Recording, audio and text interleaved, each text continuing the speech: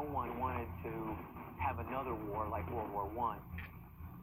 So everyone was thinking about what can the tank do to restore mobility to the battlefield so that you avoid that long, drawn-out, costly war.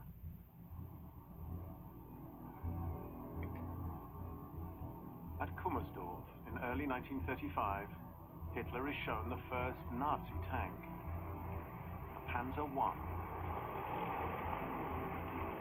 It can move at 39 kilometers per hour, 8 times faster than the tanks Hitler saw in World War I. When he was presented with a display of what tanks could do here at Kummersdorf, he had to be impressed. This is it. This is what I want. Hitler's new panzers promise unprecedented mobility on the battlefield. But there's a problem. The panzers that so impressed Hitler are really tiny. They're 6 foot high, they're only armed with machine guns, there's 2 men in them, but very quickly they realized that these tanks are just not going to cut it in a modern war.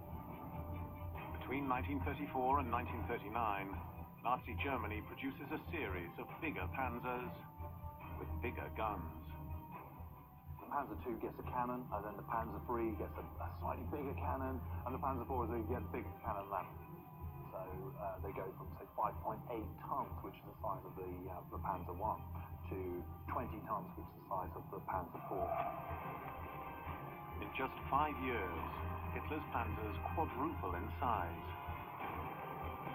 No longer a secret, the panzers are about to go into action for the first time.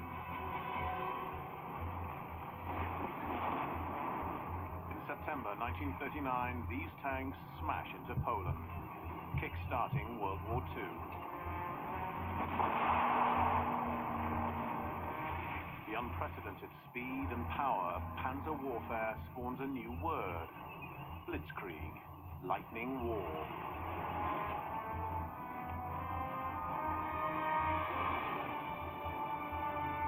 The genius behind the Nazis' successful blitzkrieg tactics is General Heinz Guderian.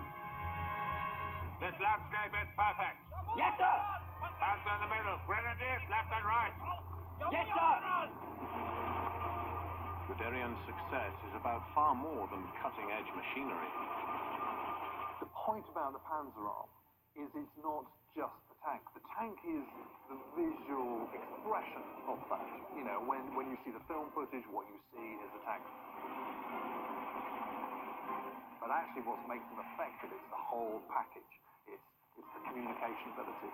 It's the cooperation with the air forces, with artillery, with infantry. That's what makes the Panzerarm effective, not the individual tanks on their own. Guderian's blitzkrieg tactics are successful pretty much from the beginning of the Second World War. They punch big holes into the Polish line. They punch big holes into the French line. The French are simply not capable of keeping up with fast-moving German way of warfare. Part of this seemingly unstoppable force is 27-year-old Michael Wittmann.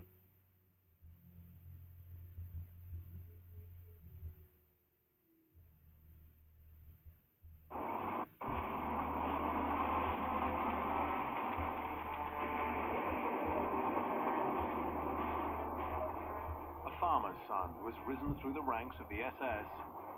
He's forging a reputation as a commander with an uncanny knack for killing the enemy.